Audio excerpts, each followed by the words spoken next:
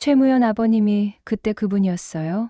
서린의 떨리는 목소리가 서린 면호관을 가득 채웠습니다. 낡은 종이 조각 하나가 모든 것을 바꾸어 놓았어요. 화요일 아침 무연히 또다시 국수집을 찾았을 때만 해도 평범한 하루가 될 줄 알았습니다. 벽에 걸린 낡은 액자 속 사진, 그것은 12살 서린이 처음으로 국수를 받아든 순간을 담고 있었죠. 그런데 왜 무연은 그 사진 속 희미한 남자의 뒷모습을 보며 가슴이 뛰기 시작했을까요? 20년 전 비 오는 날 대림동 골목에서 쓰러진 어린 아이를 안고 국수집으로 뛰어갔던 기억이 떠오른 건 우연이었을까요? 바람에 떨어진 액자가 깨지면서 드러난 종이 조각에는 도대체 무엇이 적혀 있었기에 서린의 눈에서 눈물이 흘러내렸을까요? 운명이라는 건 정말 존재하는 걸까요? 사연 시작하기 전에 소중한 구독과 좋아요 부탁드립니다. 항상 응원해주시는 모든 분들께 감사드립니다. 한강그룹 본사 최상층 회장실이 오후의 햇살을 가득 담고 있었습니다. 이른의 나이에도 꼿꼿한 무연의 등 뒤로는 서울 전경이 펼쳐져 있었죠. 그의 손가락이 탁자 위를 규칙적으로 두드리다가 멈췄습니다. 아들 태준이 방금 전 꺼낸 말이 귓가에 맴돌고 있었어요. 아버지, 결혼하고 싶은 사람이 있습니다. 태준의 목소리는 차분했지만 눈빛에는 단단한 결심이 담겨 있었습니다.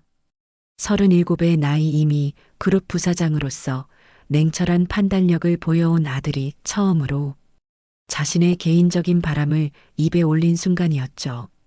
무연은 천천히 의자를 돌려 아들을 정면으로 마주했습니다. 표정은 읽기 어려웠어요. 수십 년간 사업 현장에서 단련된 포커페이스였죠. 하지만 미세하게 떨리는 눈꺼풀이 내면의 동요를 드러냈습니다. 이름이 뭔가 낮고 묵직한 목소리였습니다. 감정을 철저히 배제한 어조였죠. 윤서린입니다. 33이고 대림동에서 국수집을 운영하고 있습니다. 무연의 눈썹이 움직였습니다. 대림동 국수집. 한강그룹 창업주의 며느리가 될 사람의 배경치고는 초라했죠. 학력은 고등학교 졸업입니다. 가족은 없습니다. 보호시설에서 자랐다고 들었습니다. 순간 무연의 손이 탁자를 세게 내리쳤습니다. 쿵 하는 소리가 넓은 회장실에 울려 퍼졌어요. 태주는 움찔했지만 시선을 피하지 않았습니다. 보호시설? 무연의 목소리가 한 옥타브 높아졌습니다. 얼굴이 붉게 달아오르기 시작했어요. 하지만 곧 깊은 숨을 들이쉬며 감정을 추스렸죠. 내가 가난을 모르는 사람으로 보이냐? 나도 맨주먹으로 시작했다. 그래서 가난이 얼마나 독한지 안다. 하지만 결혼은 다른 문제다. 무연히 자리에서 일어나 창가로 걸어갔습니다. 등이 조금 구부정해 보였어요. 일주일을 줄 테니 다시 생각해봐라. 아버지, 저는 나가봐라. 무연의 목소리가 차가워졌습니다. 태주는 깊게 고개를 숙이고 회장실을 나갔습니다. 문이 닫히는 소리가 유난히 크게 들렸어요. 홀로 남은 무연은 창밖을 내다보며 중얼거렸습니다. 보호시설 출신이라. 그의 눈앞에 50년 전의 자신이 떠올랐습니다. 배고픔에 허덕이던 20살의 청년. 남의 공사장에서 벽돌을 나르며 손톱이 다 빠져나가도록 일했던 시절이었죠. 무연은 인터폰을 눌렀습니다. 하윤 씨, 들어와 보게. 잠시 후 45의 여비서 하윤이 조용히 들어왔습니다. 윤서린이라고 했나? 그 여자에 대해 조사해봐. 알겠습니다. 그런데 회장님 직접 보시는 건 어떠십니까? 그래, 사람은 직접 봐야 한다. 내일 오후 대림동에 갈 일이 생겼네.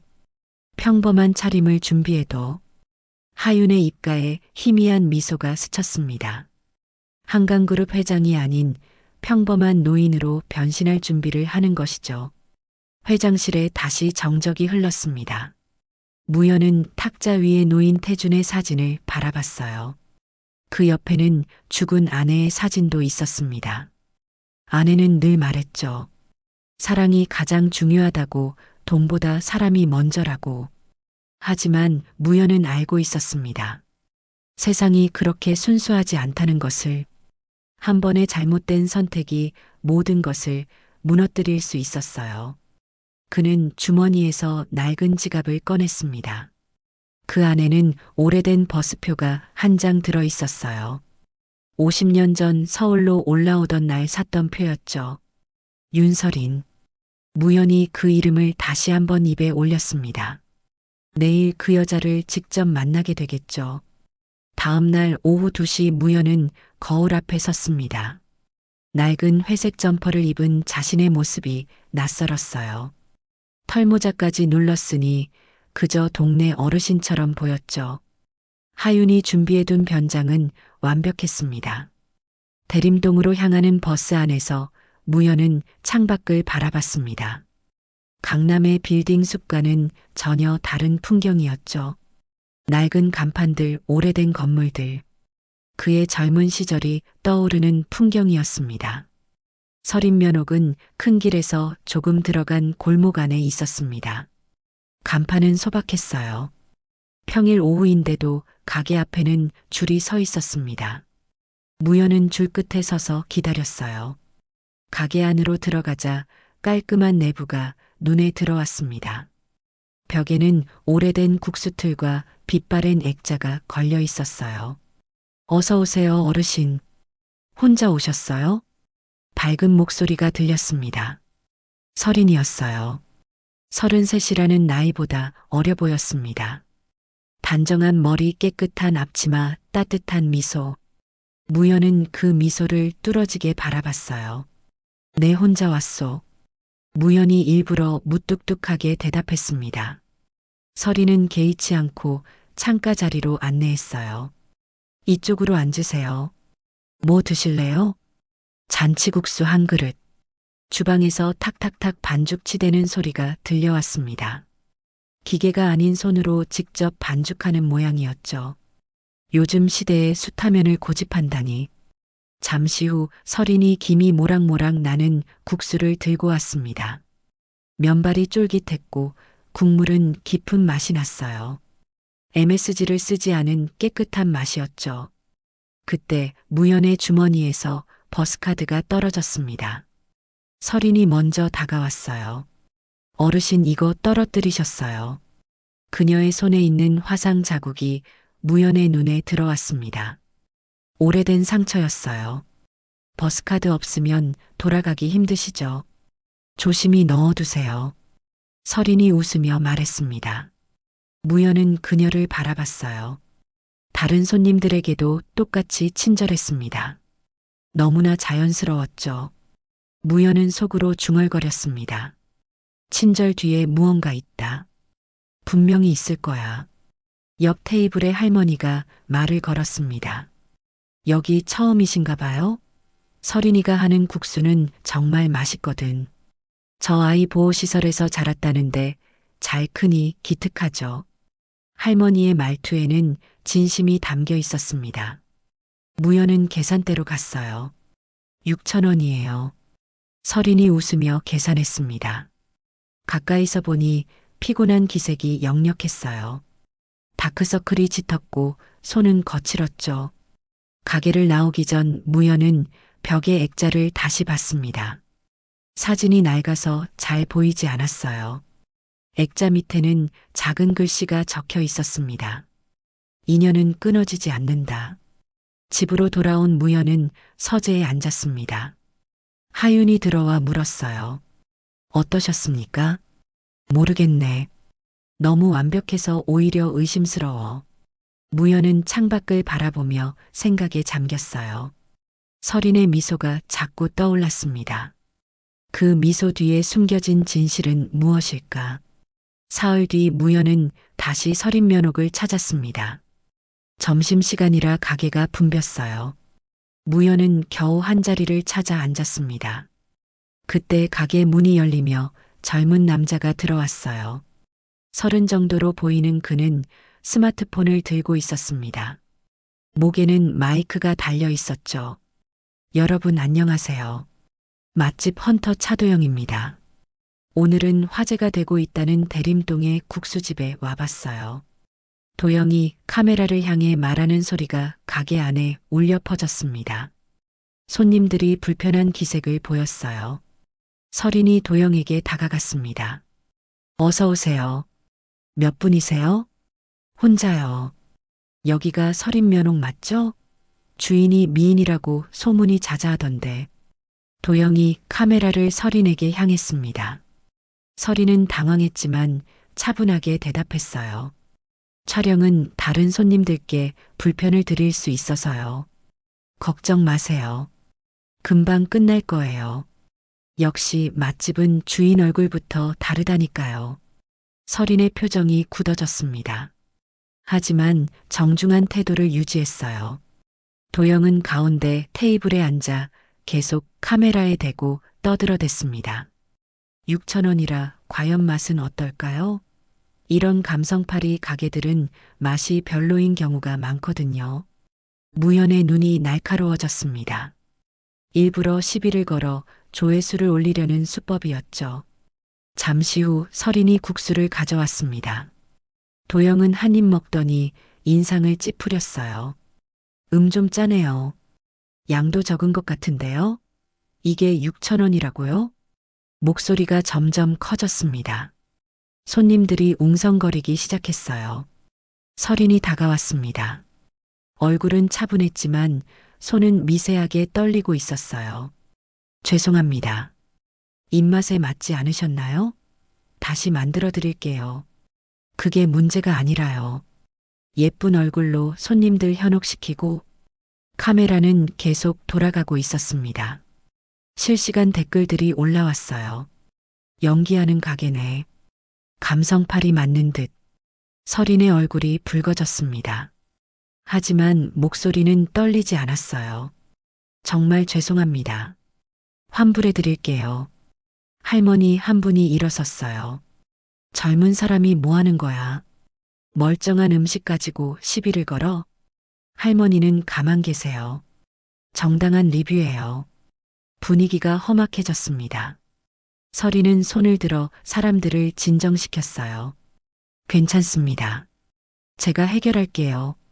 설인이 계산대로 가서 돈을 꺼냈습니다. 도영에게 건네줬어요.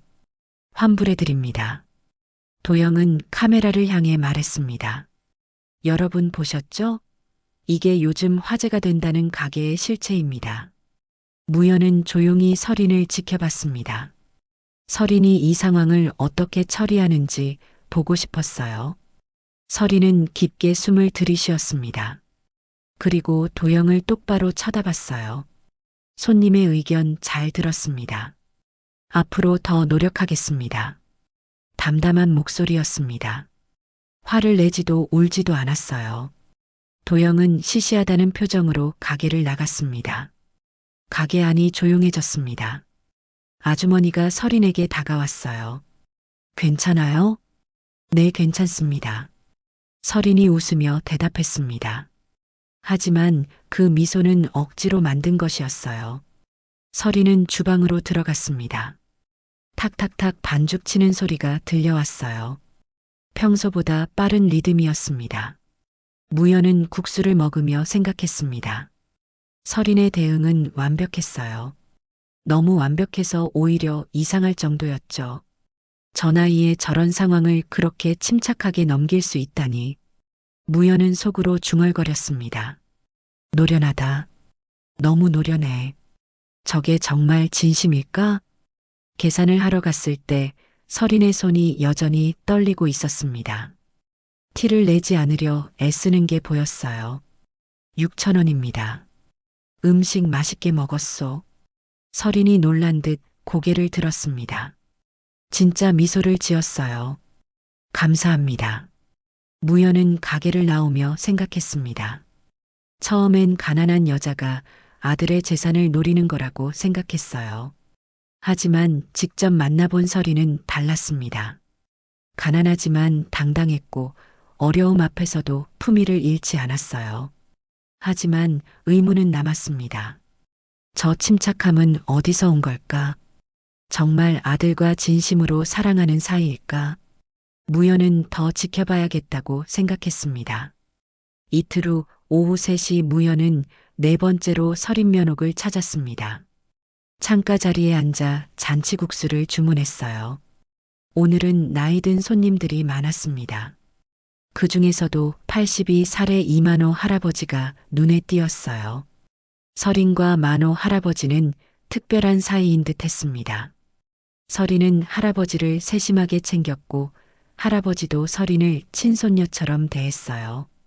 오늘 국물이 더 시원하네.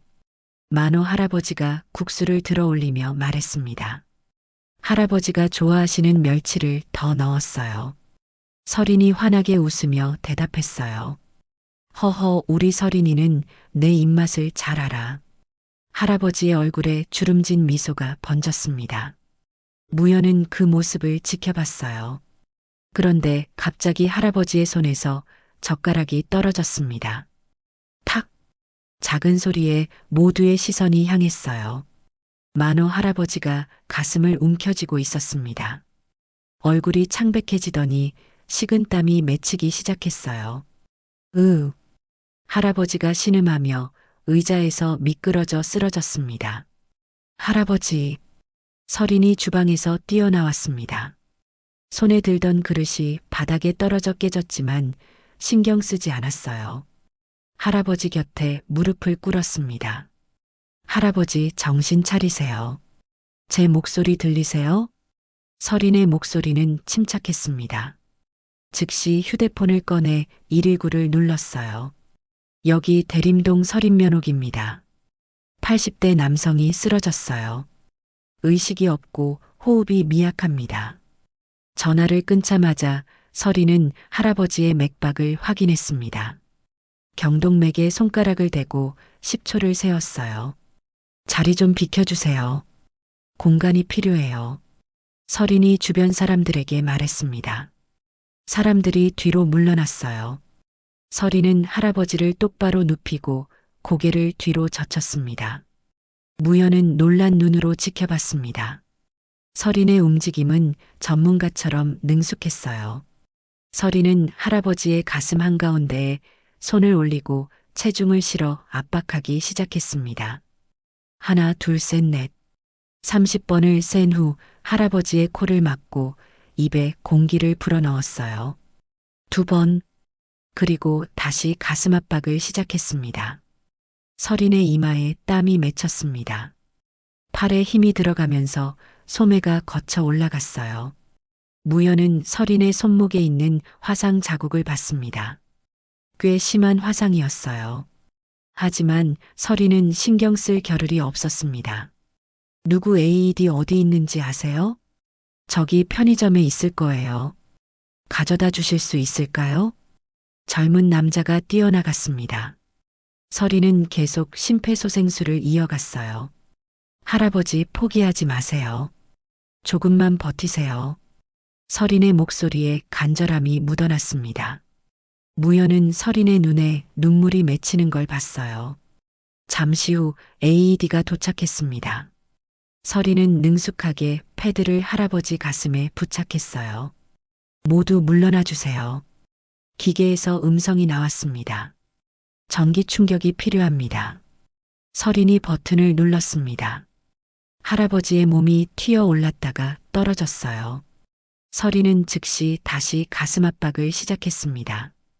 구급차 사이렌 소리가 들렸습니다. 구급대원들이 들것을 들고 들어왔어요. 언제 쓰러지셨어요? 5분 전쯤이요. 심폐소생술 계속했고 AED도 사용했어요. 구급대원들이 할아버지를 들것에 옮겼습니다.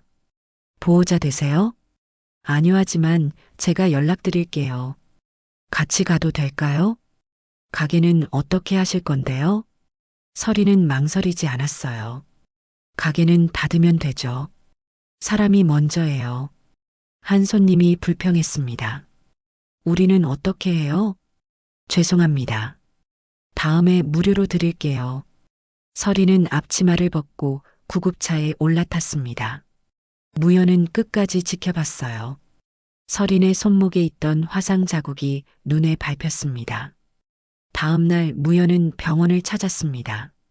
만호 할아버지는 일반 병실로 옮겨진 상태였어요. 병실 앞에서 아내 목소리가 들렸습니다. 할아버지 죽 좀 드세요. 설이나 또 폐를 끼쳤구나. 할아버지가 건강하신 게 제일 중요하죠. 무연은 문틈으로 들여다봤습니다. 설인이 할아버지에게 죽을 먹여드리고 있었어요. 가게는 어떻게 했니? 오늘은 쉬어요. 할아버지 곁에 있는 게 더 중요하니까요. 돈은 벌어야지. 돈이야 다시 벌면 되죠. 할아버지는 한 분뿐인데. 할아버지의 눈가가 촉촉해졌습니다. 내가 너한테 해준 게 뭐가 있다고. 할아버지가 12살 때 굶어 죽을 뻔한 저한테 국수 한 그릇 주신 거 잊지 못해요. 무연은 놀랐습니다. 20년 넘은 인연이었어요. 그때 그 꼬마가 이렇게 컸구나. 할아버지 덕분이에요. 두 사람의 대화를 듣던 무연은 가슴이 뭉클해졌습니다. 이건 연기가 아니었어요. 무연은 조용히 병실을 떠났습니다. 설인에 대한 의심이 조금씩 풀리기 시작했어요. 하지만 마음 한구석에는 여전히 의문이 남았습니다. 아들과의 관계는 진짜일까? 무연은 더 지켜봐야겠다고 생각했습니다. 토요일 새벽 5시 무연은 평소보다 일찍 일어났습니다. 어제 하윤에게서 들은 말이 계속 머릿속에 맴돌았어요. 설인이 매주 토요일 새벽에 무료로 국수를 나눠준다는 소식이었습니다. 무연은 그 현장을 직접 보고 싶었어요. 과연 그것도 계산된 행동일까 아니면 진심일까? 여전히 회색 점퍼와 털모자, 차림으로 집을 나선 무연은 대림동으로 향했습니다. 새벽 공기가 차가웠어요. 거리는 아직 어둠에 쌓여 있었고 가로등만이 희미한 빛을 내고 있었습니다. 이른 시간이라 버스도 뜸했어요. 무연은 첫 차를 타고 대림동에 도착했습니다. 서린 면옥이 있는 골목 입구에서 무연은 걸음을 멈췄습니다. 놀라운 광경이 펼쳐져 있었어요. 새벽 6시도 안 됐는데 벌써 줄이 길게 늘어서 있었습니다. 대부분 나이 든 어르신들이었어요. 추운 날씨에도 불구하고 모두들 조용히 줄을 서서 기다리고 있었습니다. 무연은 줄 끝에 섰습니다. 앞에 서 있던 할머니가 뒤를 돌아보며 말했어요. 처음 오셨나 봐요? 네, 그렇습니다. 서린이가 매주 토요일마다 이렇게 국수를 나눠줘요. 벌써 5년째예요. 5년째라는 말에 무연은 놀랐습니다. 그럼 서린이 28살 때부터 시작한 거였어요. 가게를 연 지 얼마 안 됐을 때부터 무료 나눔을 했다는 뜻이었습니다. 돈도 안 받고 왜 그러는지 모르겠어요. 무연이 물었습니다. 할머니가 웃으며 대답했어요. 서린이 말로는 자기도 어렸을 때 누군가에게 도움받았다고 하더라고요. 이제는 자기가 돌려줄 차례라고. 무연은 할머니의 말을 들으며 고개를 끄덕였습니다. 어제 병원에서 들은 이야기가 떠올랐어요. 12살 때 만호 할아버지에게 국수 한 그릇을 받았다는 서린의 말이 생각났습니다. 새벽 6시가 되자 가게 문이 열렸습니다. 서린이 나왔어요. 평소보다 더 피곤해 보였습니다. 어제 병원에서 밤을 새웠는지 눈 밑에 다크서클이 더 짙어져 있었어요. 하지만 얼굴에는 여전히 미소가 있었습니다. 어르신들 추우셨죠? 얼른 들어오세요. 서린이 문을 활짝 열며 말했습니다. 사람들이 하나둘 가게 안으로 들어갔어요. 무연도 줄을 따라 천천히 움직였습니다. 가게 안은 따뜻했습니다. 서린이 미리 난방을 켜놓은 모양이었어요. 테이블마다 사람들이 앉기 시작했습니다. 서린은 주방으로 들어가 큰 솥에서 국수를 삶기 시작했어요. 김할머니 오늘도 오셨네요. 허리는 좀 어떠세요? 서린이 한 할머니에게 물었습니다. 할머니가 웃으며 대답했어요. 덕분에 많이 좋아졌어. 박할아버지 감기는 다 나으셨어요? 그래, 이제 괜찮아. 놀랍게도 설이는 모든 어르신들의 이름을 기억하고 있었습니다. 한 분 한 분 안부를 물으며 국수를 날랐어요. 무연은 그 모습을 가만히 지켜봤습니다. 저렇게 많은 사람의 이름과 사정을 다 기억한다는 게 쉬운 일이 아니었어요. 설인이 무연 앞에 국수를 놓으며 말했습니다. 어르신은 처음 뵙는 것 같은데요. 아, 네. 처음 왔습니다. 앞으로 자주 오세요. 매주 토요일 새벽 6시에 문 열어요. 설인이 웃으며 다른 테이블로 갔습니다. 무연은 국수를 한 젓가락 들어 올렸어요. 평소에 파는 국수와 맛이 똑같았습니다. 품질을 전혀 낮추지 않았어요. 오히려 양이 더 많은 것 같았습니다. 그때 가게 문이 열리며 중년 남자가 들어왔습니다. 날카로운 인상의 그 남자는 설인을 보자마자 큰 소리로 말했어요. 윤설인 씨. 가게 안이 조용해졌습니다. 모든 사람의 시선이 그 남자에게 향했어요. 설인이 그릇을 들고 있던 손을 멈추고 돌아봤습니다. 박성호 사장님, 무슨 일이세요? 설인의 목소리는 차분했지만 얼굴에는 긴장감이 돌았어요. 박성호는 이 건물의 임대인이었습니다. 58살의 그는 동네에서 건물을 여러 채 가진 부자였어요. 무슨 일이냐고? 월세 이야기하러 왔지. 박성호가 테이블을 두드리며 말했습니다. 큰 소리에 어르신들이 움츠러들었어요. 사장님, 그 이야기는 나중에. 나중은 무슨 나중이야. 이번 달까지야. 알아들었어? 박성호의 목소리가 더 커졌습니다. 설인의 얼굴이 창백해졌어요. 하지만 고개를 숙이지는 않았습니다. 네, 알겠습니다. 이번 달까지 정리하겠습니다. 정리가 아니라 나가는 거야. 여기 재개발 들어간다고 했잖아. 더 이상 미룰 수 없어. 박성호가 돌아서며 어르신들을 둘러봤습니다. 그리고 이런 거 그만해. 돈도 안 되는 일을 왜 하는지 모르겠네. 그 말을 남기고 박성호는 가게를 나갔습니다. 문이 쾅 하고 닫혔어요. 가게 안에는 무거운 침묵이 흘렀습니다. 설이는 잠시 그 자리에 서 있었습니다. 어깨가 축 처져 있었어요. 하지만 이내 고개를 들고 밝은 표정을 지으려 애썼습니다. 어르신들 국수 다 드셨어요? 더 드실 분 있으면 말씀하세요. 설인의 목소리는 떨리지 않으려 애쓰는 게 느껴졌습니다. 어르신들이 걱정스러운 눈빛으로 설인을 바라봤어요. 설인아, 가게 문 닫는 거니? 한 할머니가 물었습니다. 설인이 억지로 웃으며 대답했어요. 아직 정해진 건 없어요. 걱정 마세요. 하지만 설인의 표정은 이미 모든 걸 말해주고 있었습니다. 가게를 비워야 한다는 사실을 알고 있었어요.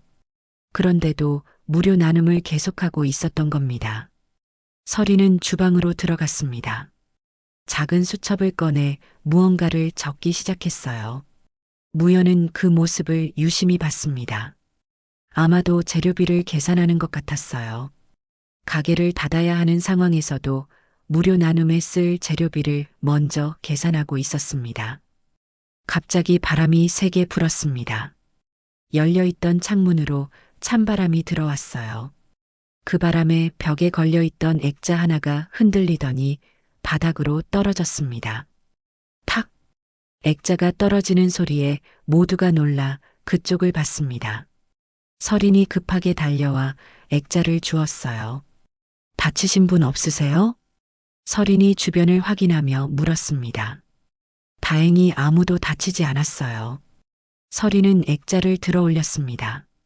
유리는 깨지지 않았지만 액자 틀이 조금 벌어져 있었어요. 무연은 그 액자를 자세히 봤습니다. 오래된 사진이었어요. 어린 소녀가 국수를 받고 있는 장면이었습니다. 하지만 사진이 너무 낡아서 소녀의 얼굴은 잘 보이지 않았어요. 희미하게 보이는 건 작은 체구와 헝클어진 머리카락뿐이었습니다.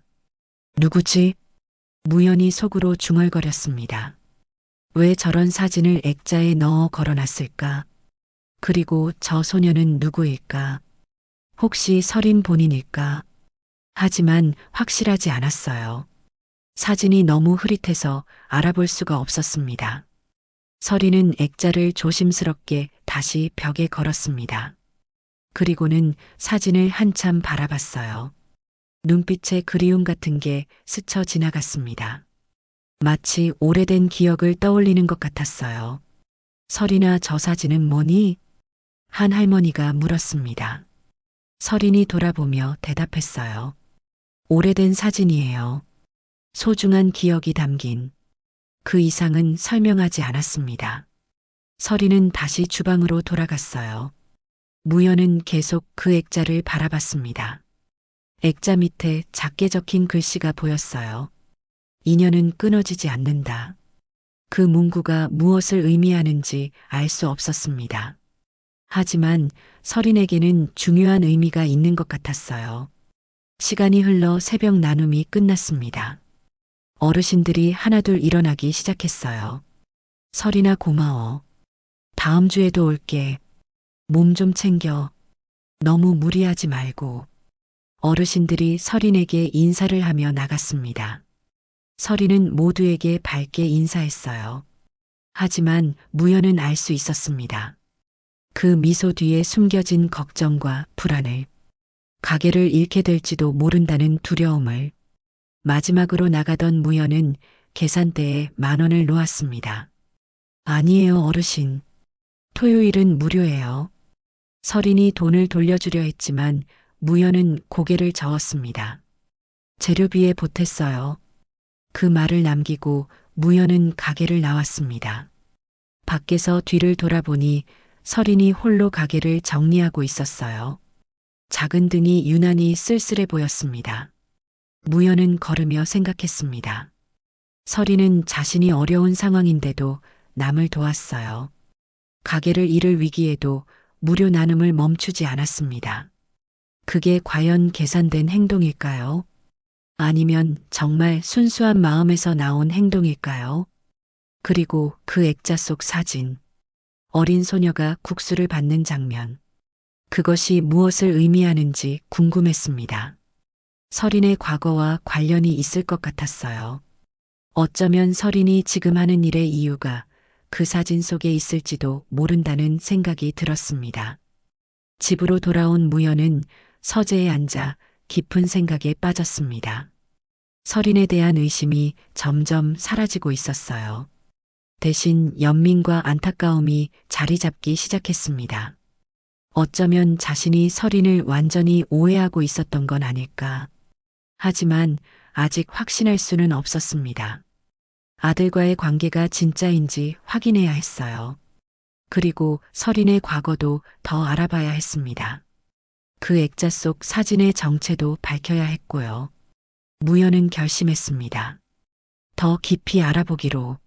설인이라는 사람을 제대로 이해하기 위해. 그리고 아들의 선택이 옳은지 그른지 판단하기 위해. 아직 시간은 있었습니다. 일주일이라는 시간이. 일요일 저녁 6시 무연은 서재에서 책을 읽고 있었습니다. 노크 소리와 함께 지원이 들어왔어요. 아들의 얼굴에는 결심한 듯한 표정이 있었습니다. 평소와 다른 진지함이 느껴졌어요. 아버지 말씀드릴 게 있습니다. 지원이 무연 앞에 앉으며 말했습니다. 목소리가 평소보다 단단했어요. 무슨 일이냐? 설인이와 결혼하고 싶습니다. 순간 서재가 조용해졌습니다. 무연의 손이 멈췄어요. 예상은 했지만 막상 들으니 충격이 컸습니다. 가슴이 쿵 하고 내려앉는 기분이었어요. 뭐라고? 무연의 목소리가 낮아졌습니다. 지원은 아버지의 눈을 똑바로 보며 다시 말했어요. 설인이를 사랑합니다. 결혼하고 싶어요. 언제부터 그런 생각을 한 거냐? 6개월 전부터요. 설인이를 만나면서 처음으로 진짜 사랑이 뭔지 알게 됐습니다. 지원의 목소리에는 확신이 가득했습니다. 무연은 한숨을 쉬었어요. 그 여자에 대해 얼마나 아느냐? 충분히 알고 있습니다. 정말 그 여자의 과거는, 가족은, 왜 혼자 국수집을 하는지는? 무연의 질문이 날카로워졌습니다. 지원이 잠시 말을 멈췄어요. 과거가 뭐가 중요합니까? 지금의 서린이를 사랑하는 겁니다. 과거가 중요하지 않다고? 너는 그 여자가 어떤 사람인지도 모르면서. 그때 문이 열리며 지호가 들어왔습니다. 무연의 첫째 아들이자 지원의 형이었어요. 40살의 지호는 대기업 임원으로 아버지의 뒤를 이을 사람으로 여겨지고 있었습니다. 무슨 일이에요? 밖에서도 소리가 들리던데. 형도 들어야 할 얘기예요. 저 결혼할 겁니다. 지원이 형을 보며 말했습니다. 지호의 눈썹이 올라갔어요. 결혼? 누구랑? 서린이라는 여자예요. 대림동에서 국수집을 하고 있어요. 지호가 동생을 바라봤습니다. 표정에 놀람과 당황이 섞여 있었어요. 국수집? 지원아, 너 정신이 있는 거냐? 정신 멀쩡해요. 지원의 대답은 짧고 단호했습니다. 아버지, 이게 무슨 일입니까? 무연이 깊은 한숨을 쉬며 말했습니다. 지원이가 국수집 여자와 결혼하겠다는구나. 말도 안 돼요. 우리 집안이 어떤 집안인데. 지호의 목소리에 경멸이 섞여 있었습니다. 지원의 얼굴이 붉어졌어요. 집안이 뭐가 대단합니까? 형이나 그런 거 따지면서 살아요. 뭐, 너 지금 형한테. 그만. 무연이 소리쳤습니다. 형제가 입을 다물었어요. 무연은 지원을 보며 말했습니다. 일단 그 여자를 데려와라. 직접 만나봐야겠다. 아버지, 반대하는 게 아니다. 확인하고 싶은 것뿐이야. 무연의 목소리는 차가웠지만 어딘가 복잡한 감정이 섞여 있었습니다. 지원이 고개를 끄덕였어요.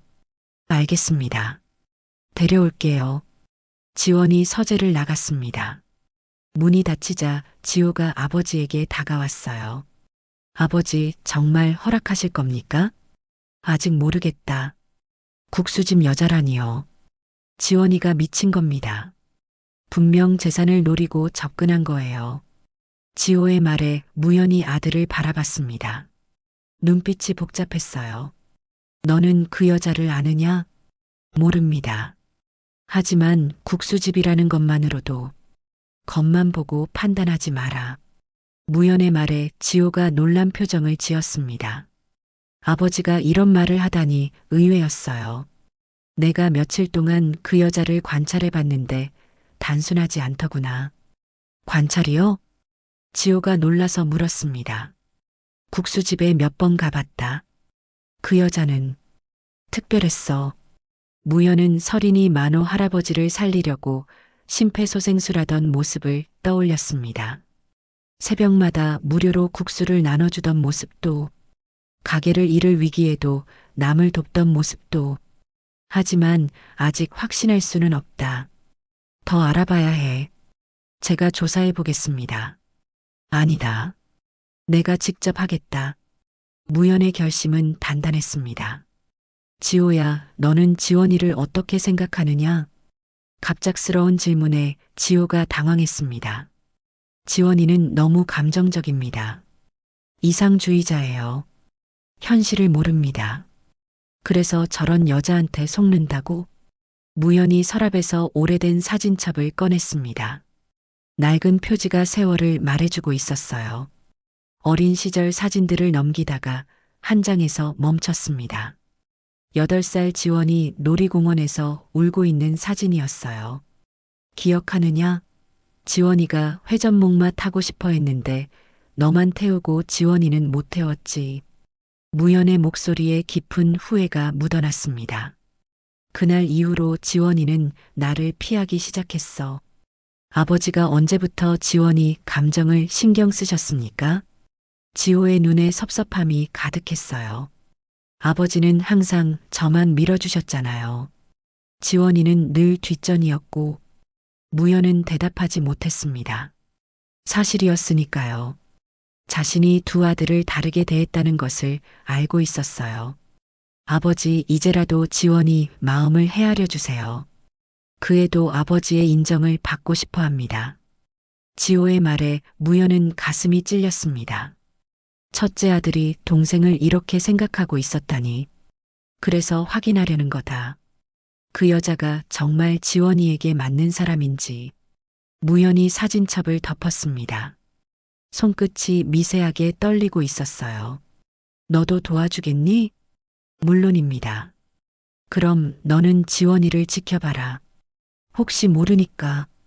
지호가 나가려다가 문 앞에서 멈췄습니다.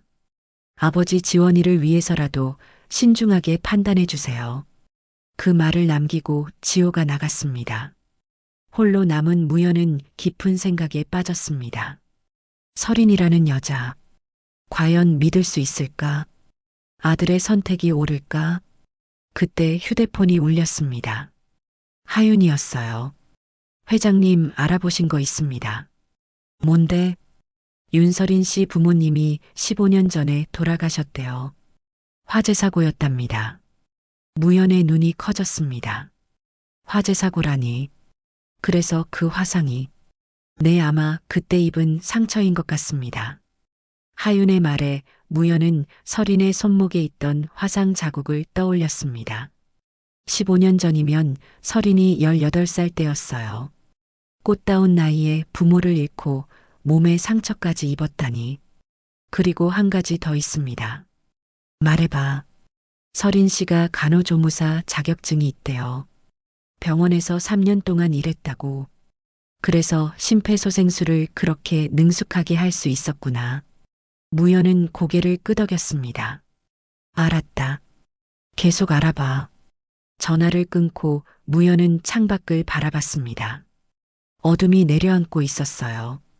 설인의 과거가 조금씩 드러나고 있었습니다.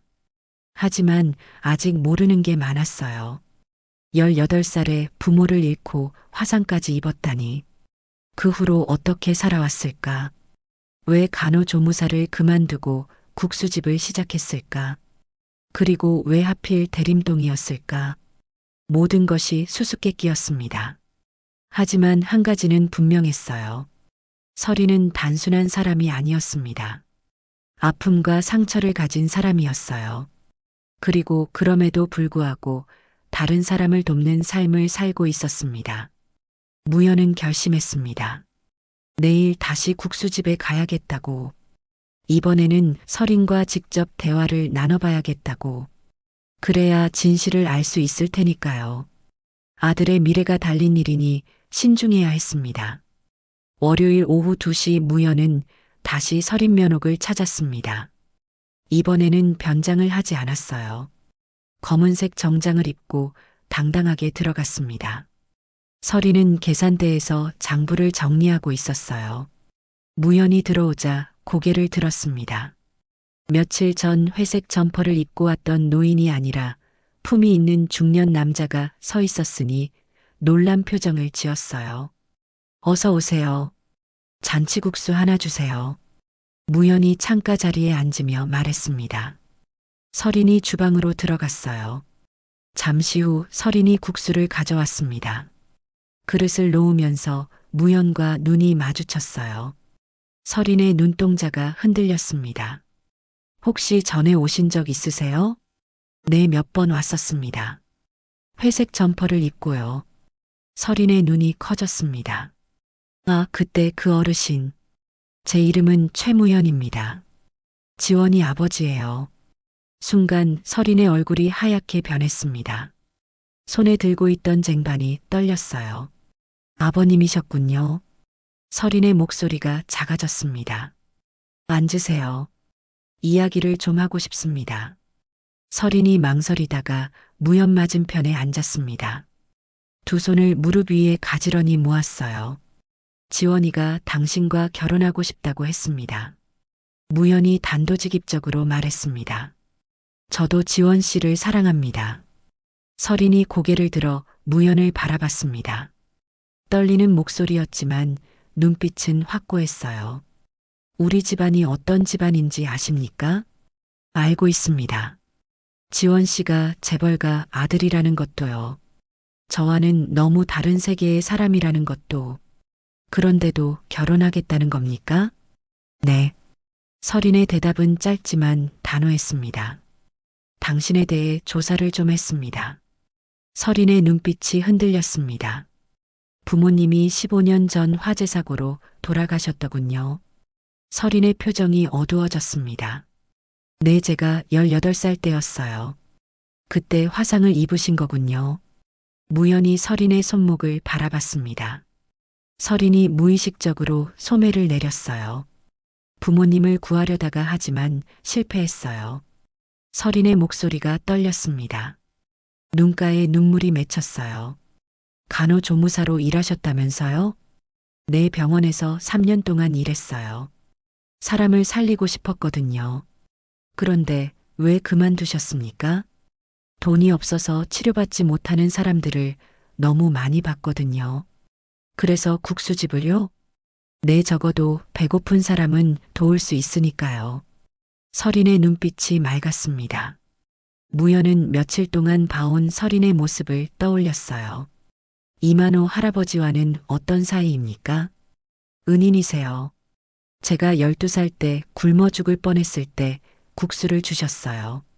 설인이 먼 곳을 바라보며 말했습니다. 부모님이 돌아가시고 친척집에 맡겨졌는데 학대를 받았어요. 도망쳐 나왔지만 갈 곳이 없었죠. 며칠을 굶다가 쓰러졌는데 할아버지가 저를 발견하고 국수를 주셨어요. 무연은 놀라서 설인을 바라봤습니다. 그래서 저도 누군가에게 그런 사람이 되고 싶었어요. 무연은 설인의 말을 들으며 가슴이 뭉클해졌습니다. 지원이를 어떻게 만났습니까? 6개월 전에 이 가게에서요. 비를 피하러 왔다가 국수를 먹고 갔죠. 설인의 표정이 부드러워졌습니다. 그 후로 자주 왔어요. 처음엔 손님으로, 그 다음엔 친구로, 그리고 연인으로. 신분 차이는 어떻게 할 겁니까? 무연의 질문은 현실적이었습니다. 설인이 잠시 침묵했어요. 그리고는 고개를 들어 무연을 똑바로 바라봤습니다. 아버님이 반대하신다면 포기하겠습니다. 무연이 놀라서 설인을 봤습니다. 포기한다고요? 내 지원 씨가 가족과 멀어지는 건 원하지 않아요. 설인의 눈에서 눈물이 흘러내렸습니다. 저는 이미 가족을 잃어본 사람이에요. 가족이 얼마나 소중한지 알아요. 제 때문에 지원 씨가 가족을 잃는다면 평생 죄책감에 시달릴 거예요. 무연은 할 말을 잃었습니다. 이 여자는 지원을 정말로 사랑하고 있었어요. 하지만 지원이는 포기하지 않을 겁니다. 알아요. 그래서 더 걱정이에요. 설인이 손수건으로 눈물을 닦았습니다. 그때 가게 문이 열렸습니다. 지원이 들어왔어요. 아버지, 무연이 일어섰습니다. 설인도 따라 일어났어요. 설인 씨와 이야기를 좀 했다. 지원이 설인을 바라봤습니다. 설인의 눈이 빨갛게 충혈되어 있었어요. 아버지, 무슨 말씀을 하신 겁니까?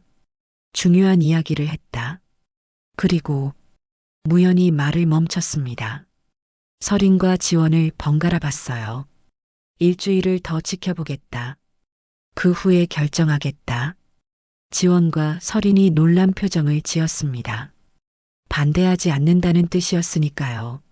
무연은 가게를 나가려다가 문 앞에서 멈췄습니다. 설인 씨, 네 아버님, 당신은 좋은 사람입니다. 그건 인정하겠습니다. 그 말을 남기고 무연은 가게를 나갔습니다. 설인의 눈에서 다시 눈물이 흘렀습니다. 이번엔 희망의 눈물이었어요. 화요일 오전 10시 무연은 또다시 설인 면옥을 찾았습니다. 어제 설인과의 대화가 계속 머릿속에 맴돌았어요. 가게에 들어서니 설인이 벽에 걸린 액자를 닦고 있었습니다. 며칠 전 떨어졌던 그 액자였어요. 어린 소녀가 국수를 받는 사진이 담긴 액자였죠. 아버님 오셨어요. 네, 잠깐 들렀습니다. 무연이 평소 자리에 앉았습니다. 서린이 커피를 가져왔어요. 무연은 벽에 걸린 액자를 바라봤습니다. 그 사진이 궁금하신가요? 네, 누구인지. 저예요. 12살 때 사진이에요. 무연의 눈이 커졌습니다. 서린이 액자 앞으로 다가갔어요. 이만호 할아버지가 처음 국수를 주셨을 때 누군가 찍어준 사진이에요. 서린이 액자를 벽에서 내렸습니다. 가까이에서 보니 헝클어진 머리에 때 묻은 얼굴에 어린 소녀가 있었어요. 그런데 이 사진에는 한 분이 더 있어요. 서린이 사진의 한쪽 구석을 가리켰습니다. 희미하게 한 남자의 뒷모습이 보였어요. 이분이 누구인지는 몰라요. 하지만 이분 덕분에 제가 살 수 있었죠. 무슨 말입니까? 그날 저는 며칠을 굶고 길에서 쓰러져 있었어요. 한 남자분이 저를 일으켜 세워주셨어요. 그리고 근처 국수집으로 데려가 주셨죠. 서린의 눈가에 눈물이 맺혔습니다. 그분이 주인 할아버지에게 부탁했어요. 이 아이에게 국수 한 그릇만 주라고. 그리고 돈을 내고 가셨죠. 무연의 손이 떨리기 시작했습니다. 20년 전의 기억이 떠올랐어요. 대림동 출장을 왔다가 길에서 쓰러진 아이를 발견했던 날. 그분 얼굴은 기억 안 나세요? 아니요. 너무 배가 고파서 정신이 없었거든요. 무연은 사진을 다시 봤습니다. 희미한 뒷모습이 자신과 비슷했어요. 그때 갑자기 바람이 세게 불었습니다. 서린이 들고 있던 액자가 손에서 미끄러졌어요. 아, 액자가 바닥에 떨어졌습니다. 유리가 깨졌어요. 서린이 무릎을 꿇고 앉았습니다. 다행히 사진은 무사했어요. 조심스럽게 사진을 꺼냈습니다. 그런데 사진 뒤에 작은 종이 조각이 있었어요. 이게 뭐지? 낡은 종이에 볼펜으로 쓴 글씨가 있었어요. 아이에게 잘해주세요. 언젠가 이 아이가 큰 사람이 될 거예요. 최무현 드림. 순간 가게 안이 조용해졌습니다. 서린의 눈이 커졌어요. 천천히 고개를 들어 무연을 바라봤습니다. 최무현. 아버님이. 무연도 놀라서 서린을 바라봤습니다. 아버님이 그때 그분이었어요? 서린의 목소리가 떨렸습니다. 눈에서 눈물이 흘러내렸어요. 정말 믿을 수가 없네요. 무연이 중얼거렸습니다. 20년 전 자신이 구했던 그 아이가 서린이었다니. 서린이 무릎을 꿇고 무연에게 절을 했습니다. 감사합니다. 그때 아버님이 저를 살려주셨어요. 일어나세요. 무연이 서린을 일으켜 세웠습니다. 그때 아버님이 주신 돈으로 할아버지가 저를 며칠 동안 먹여주셨어요. 서린이 흐느끼며 말했습니다. 나도 기억이 나요. 비 오는 날이었죠. 출장을 마치고 돌아가는 길에 골목에서 쓰러진 아이를 봤어요. 무연히 옛 기억을 떠올렸습니다. 그냥 지나칠 수 없었어요. 그때 지원이가 8살이었는데 만약 내 아이가 저런 상황이라면 얼마나 가슴이 아플까 싶었죠. 그래서 도와주신 거예요? 그래요. 아이를 안아서 가까운 국수집으로 데려갔죠. 무연히 서린을 바라봤습니다. 그런데 정말 당신이 그 아이였다니. 저도 믿기지 않아요. 제 생명의 은인이 지원 씨 아버님이었다니. 서린이 손수건으로 눈물을 닦았습니다. 아버님, 이제 알았어요. 왜 제가 지원 씨에게 끌렸는지. 지원 씨에게서 아버님과 같은 따뜻함을 느꼈거든요. 그때 가게 문이 열렸습니다. 지원이 들어왔어요. 아버지 또 오셨네요. 지원이 서린의 눈이 빨갛게 부어 있는 걸 보고 놀랐어요. 서린아, 무슨 일이야? 서린이 깨진 액자와 종이 조각을 보여줬어요. 지원이 종이를 읽었습니다. 아버지가 서린이를 20년 전이야. 내가 8살 때 일이지. 무연히 조용히 말했습니다. 그때 길에서 쓰러진 아이를 도왔는데 그게 서린 씨였어. 지원의 입이 벌어졌습니다. 이게 운명이 아니면 뭘까요? 서린이 말했습니다. 아버님이 저를 살려주셨고 지원 씨가 제게 사랑을 가르쳐 줬어요. 무연은 두 사람을 바라봤습니다. 서로의 손을 꼭 잡고 있는 모습이 아름다웠어요. 일주일이 필요 없을 것 같군요. 무연이 입을 열었습니다. 아버지, 설이나 너희 둘의 사랑을 축복한다. 무연의 말에 지원과 설인의 눈에서 동시에 눈물이 흘렀습니다. 지원이 아버지에게 달려가 안겼어요. 아버지 감사합니다. 나도 고맙다. 설인이를 다시 만나게 해줘서. 무연이 지원의 등을 토닥였습니다. 잘 부탁드립니다. 아버님, 설인이 인사했습니다. 우리가 가족이 되는 것도 운명인가 보구나. 무연이 따뜻하게 웃었습니다. 깨진 액자 속 사진이 햇빛에 반짝였어요. 20년 전의 인연이 새로운 시작을 알리고 있었습니다. 금요일 오후 3시 한강그룹 본사 회장실의 공기가 무거웠습니다. 무연은 창밖을 바라보며 서 있었습니다. 손에는 비서 하윤이 가져온 서류가 들려 있었습니다. 임대차 계약 해지 통보서였습니다. 박성우 임대인이 보낸 최종 통보였죠. 3개월 연체된 임대료, 재계약 거부, 열흘 후 강제 퇴거. 차갑게 박힌 글자들이 무연의 눈을 찔렀습니다. 무연은 천천히 서류를 내려놓았습니다. 그의 손가락 끝이 미세하게 떨렸습니다.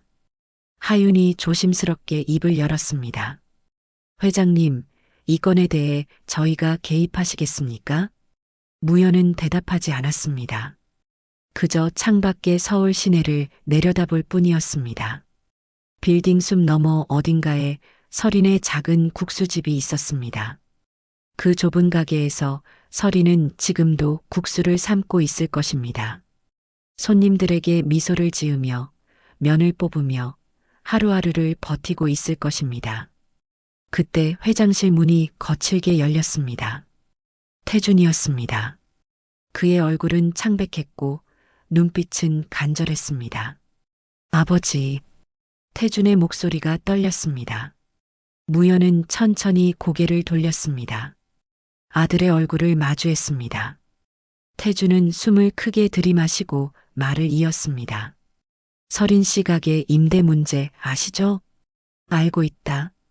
무연의 대답은 짧았습니다.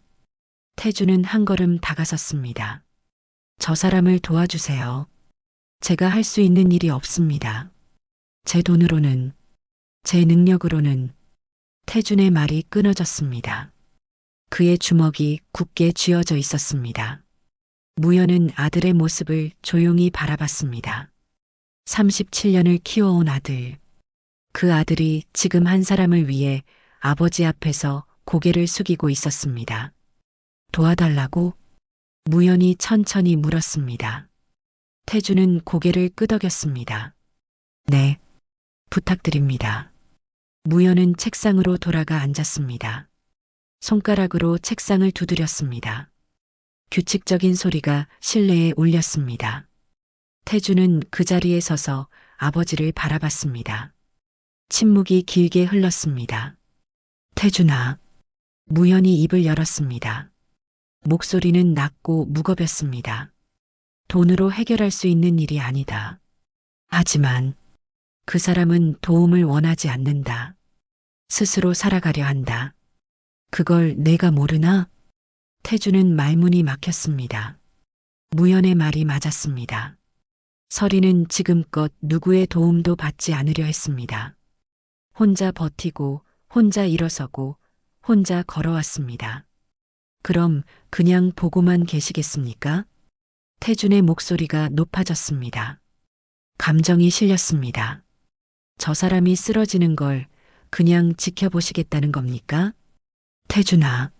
무연의 목소리가 더 낮아졌습니다. 도움에도 방법이 있다. 함부로 개입하는 건 도움이 아니라 침범이다. 태준은 고개를 저었습니다. 그의 눈가가 붉어졌습니다. 저는 모르겠습니다. 무슨 말씀이신지. 저 사람이 힘들어하는데 우리가 도울 수 있는데 왜 그렇게 복잡하게 생각하십니까? 무연은 천천히 일어났습니다. 아들에게 다가갔습니다. 그리고 태준의 어깨에 손을 올렸습니다. 나도 한때 너처럼 생각했다. 돈이면 뭐든 해결된다고. 도움을 주면 고마워할 거라고. 태준이 아버지를 올려다봤습니다. 무연은 계속 말했습니다. 하지만 그게 아니더라. 어떤 사람들에게는 자존심이 생명보다 소중하다. 스스로 설 수 있다는 걸 증명하는 게 더 중요하다. 그럼 어떻게 해야 합니까? 태준이 물었습니다. 무연은 잠시 침묵했습니다. 그리고 창밖을 다시 바라봤습니다. 사람을 봐야 한다. 직접. 그날 저녁 무연은 혼자 차를 몰았습니다. 운전기사도 비서도 대동하지 않았습니다. 목적지는 대림동이었습니다. 박성우 임대인의 사무실이 있는 곳이었습니다. 차 안은 어두웠습니다. 가로등 불빛이 스쳐 지나갔습니다. 무연의 얼굴에 빛과 그림자가 교차했습니다. 그는 핸들을 꽉 쥐고 있었습니다. 내가 왜 이러고 있나? 무연은 속으로 중얼거렸습니다. 한강그룹 회장이 직접 임대인을 만나러 간다는 게 말이 되나 싶었습니다. 하지만 발은 이미 악셀을 밟고 있었습니다. 대림동 골목에 차를 세웠습니다. 오래된 건물 2층에 박성호의 사무실이 있었습니다. 계단을 올라가는 무연의 발걸음이 묵직했습니다. 삐걱거리는 계단 소리가 좁은 공간에 울렸습니다. 사무실 문을 두드렸습니다. 잠시 후 문이 열렸습니다. 50대 후반의 남자가 나타났습니다. 박성호였습니다. 그는 무연을 보고 눈을 크게 떴습니다. 회장님? 박성호의 목소리가 떨렸습니다. 그는 황급히 문을 활짝 열었습니다. 이게 어떻게... 들어오십시오. 무연은 조용히 사무실 안으로 들어갔습니다. 좁은 공간이었습니다. 낡은 책상 하나, 의자 2개, 벽에 붙은 달력. 평범한 부동산 중개 사무실이었습니다. 앉으십시오. 박성호가 의자를 권했습니다. 무연은 앉았습니다. 박성호는 맞은편에 앉으며 긴장한 표정을 감추지 못했습니다. 무슨 일로? 서린면허권입니다. 무연이 먼저 말을 꺼냈습니다. 박성호의 얼굴이 굳어졌습니다. 그는 잠시 침묵하다가 입을 열었습니다. 아, 그건 말씀이십니까? 제 입장도 난처합니다.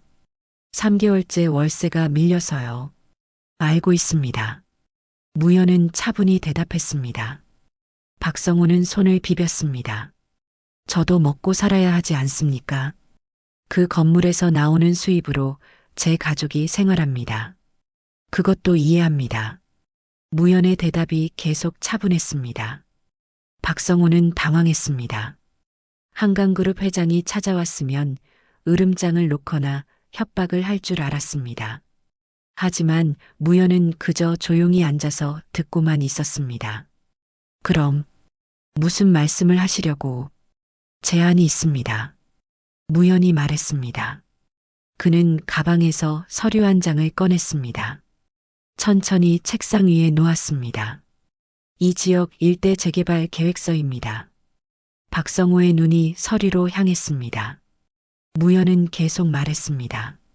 내년 봄 이 일대가 재개발 구역으로 지정됩니다. 보상금이 나옵니다. 지금 건물 가격의 2배 정도 될 겁니다. 박성호의 손이 떨렸습니다. 그는 서류를 집어들었습니다. 눈으로 빠르게 훑었습니다. 한강그룹 도장이 찍힌 공식 문서였습니다. 이게 정말입니까? 확정입니다. 무연이 고개를 끄덕였습니다. 박성호는 입을 다물지 못했습니다. 그런데 왜 제게 이걸? 조건이 있습니다. 무연의 목소리가 단호해졌습니다. 서린면옥 1년 더 계약 연장해 주십시오. 밀린 월세는 제가 한꺼번에 처리하겠습니다. 그리고 앞으로 1년치도 미리 지불하겠습니다. 박성호는 놀란 눈으로 무연을 바라봤습니다. 왜 그렇게까지? 무연은 잠시 침묵했습니다. 그리고 천천히 입을 열었습니다. 저 가게는 누군가의 생명줄이었습니다. 무연의 목소리가 낮게 깔렸습니다. 박성호는 그 말의 무게를 느꼈습니다. 제게도 다른 누군가에게도 그 작은 가게에서 국수 한 그릇이 한 사람의 인생을 바꿨습니다. 무연의 눈빛이 멀리 과거를 보고 있었습니다. 돈으로 환산할 수 없는 가치가 있습니다. 계산할 수 없는 빚이 있습니다. 박성호는 서류를 내려다봤습니다. 그리고 무연을 다시 봤습니다. 한국 최고 재벌의 얼굴에 지금 어떤 진심이 담겨 있었습니다. 돈이 아니었습니다. 권력도 아니었습니다. 그냥 한 사람의 진짜 마음이었습니다. 알겠습니다. 박성호가 천천히 고개를 숙였습니다. 계약 연장하겠습니다. 1년이 아니라 2년으로 하겠습니다. 무연의 눈이 커졌습니다. 박성호는 쓸쓸하게 웃었습니다. 저도 한때 장사를 했습니다. 작은 식당이었죠. 손님 없어서 문 닫을 뻔했을 때 누군가 매일 와서 밥을 먹어줬습니다. 그 덕에 버텼습니다. 그는 창밖을 바라봤습니다. 회장님 말씀 맞습니다. 어떤 건 돈으로 계산할 수 없죠. 무연은 천천히 일어났습니다. 박성호에게 손을 내밀었습니다. 두 사람의 손이 마주 잡혔습니다. 악수는 길었습니다. 사무실을 나와 계단을 내려가는 무연의 얼굴에 미소가 번졌습니다. 오랜만에 느껴보는 후련함이었습니다. 가슴이 뻥 뚫린 것 같았습니다. 밤하늘에 별이 떠 있었습니다. 무연은 하늘을 올려다봤습니다. 그리고 작게 중얼거렸습니다. 이만호 할아버지 보고 계십니까? 제가 이제야 사람이 되어갑니다. 그의 눈가에 물기가 맺혔습니다. 다음 날 아침 회장실에 하윤이 들어왔습니다. 그녀는 무연의 얼굴을 보고 놀랐습니다. 회장의 표정이 달라져 있었습니다. 딱딱하던 입꼬리가 부드러워져 있었습니다. 차갑던 눈빛에 온기가 담겨 있었습니다. 회장님, 하윤이 조심스럽게 불렀습니다.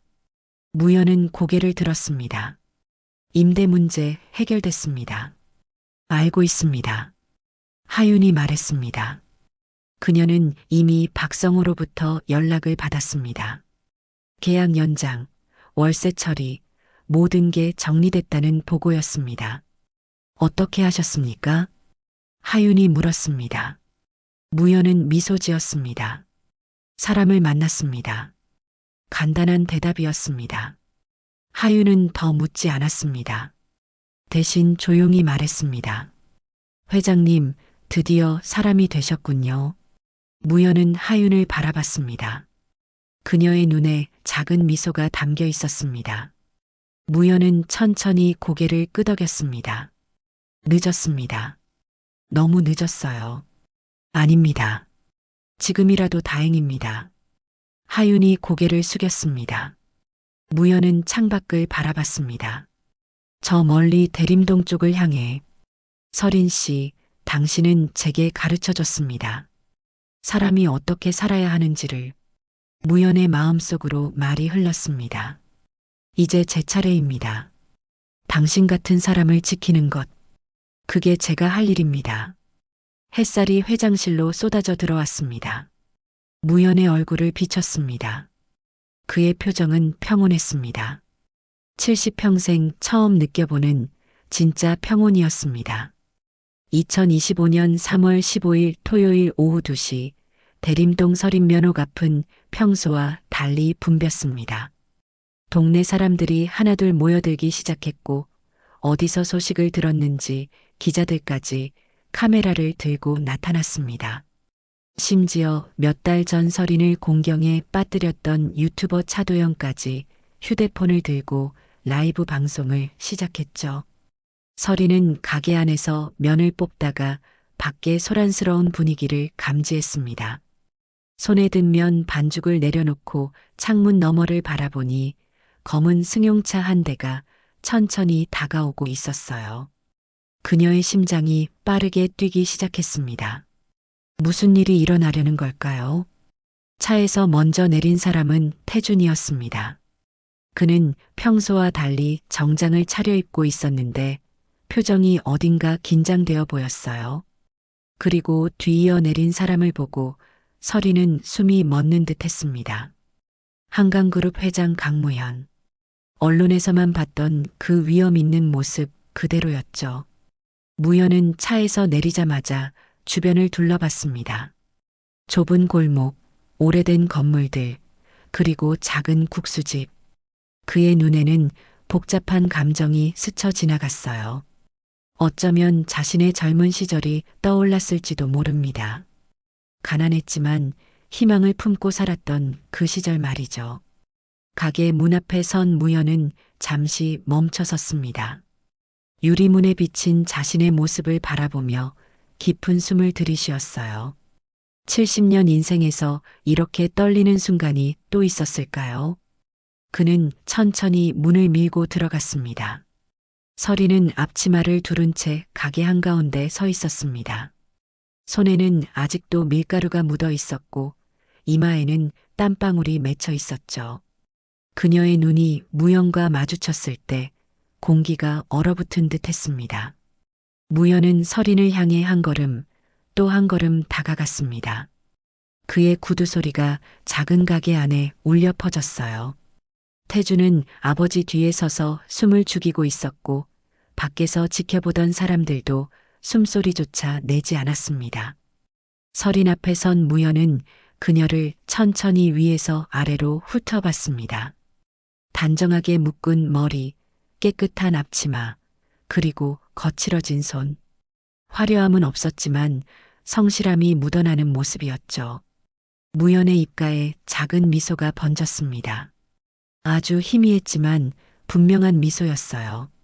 그때였습니다. 무현이 갑자기 무릎을 꿇기 시작했어요. 처음엔 아무도 믿을 수 없었습니다. 한국 재계의 거물, 한강그룹의 창업주가 작은 국수집 주인 앞에 무릎을 꿇다니요. 서리는 놀라서 뒤로 물러섰고 태주는 황급히 아버지를 부축하려 했습니다. 아버지, 뭐 하시는 거예요?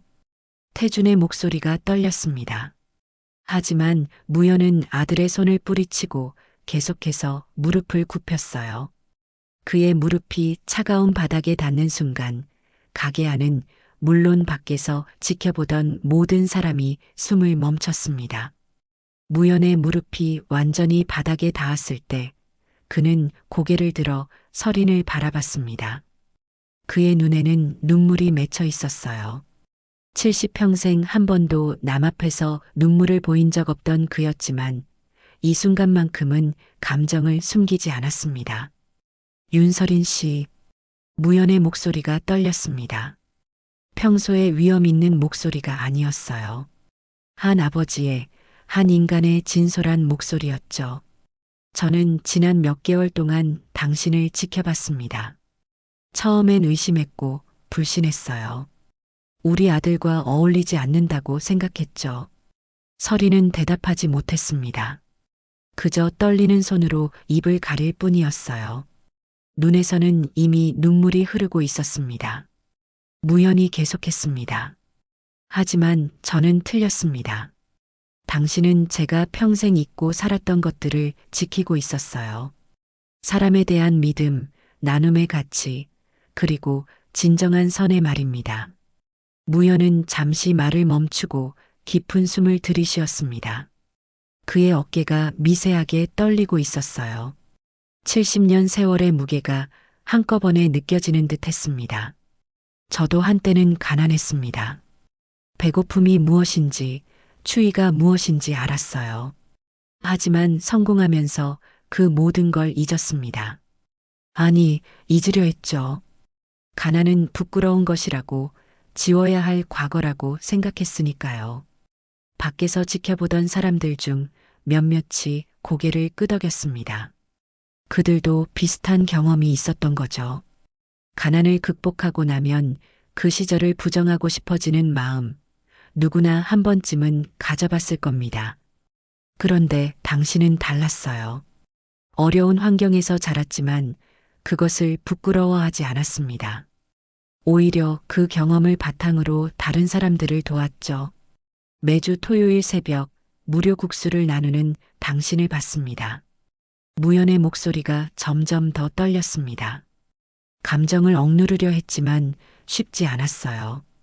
이만호 어르신이 쓰러졌을 때 당신은 가게를 버리고 병원까지 따라갔습니다. 손님들이 불평해도 장사에 손해가 나도 아랑곳하지 않았죠. 그때 저는 깨달았습니다. 당신이 진짜라는 것을요. 서린의 눈물이 뺨을 타고 흘러내렸습니다. 그녀는 손등으로 눈물을 닦으며 무연을 바라봤어요. 무릎을 꿇은 노인의 모습이 너무나 안쓰러웠습니다. 회장님, 제발 일어나세요. 이러시면 안 됩니다. 서린이 떨리는 목소리로 말했습니다. 하지만 무연은 고개를 저었어요. 아닙니다. 제가 일해야 합니다. 저는 평생 돈과 권력만 쫓으며 살았어요. 사람보다 가문을, 마음보다 체면을 중요하게 여겼죠. 하지만 당신을 보며 깨달았습니다. 제가 얼마나 잘못 살아왔는지를요. 무연은 주머니에서 무언가를 꺼냈습니다. 낡은 손수건이었어요. 수십 년은 된 듯한 색이 바랜 손수건이었죠. 이것 보이십니까? 제가 25살 때 굶어 죽을 뻔했을 때 한 노인이 국수 한 그릇을 주셨습니다. 그리고 이 손수건으로 제 눈물을 닦아주셨죠. 그분이 바로 이만호 어르신이었습니다.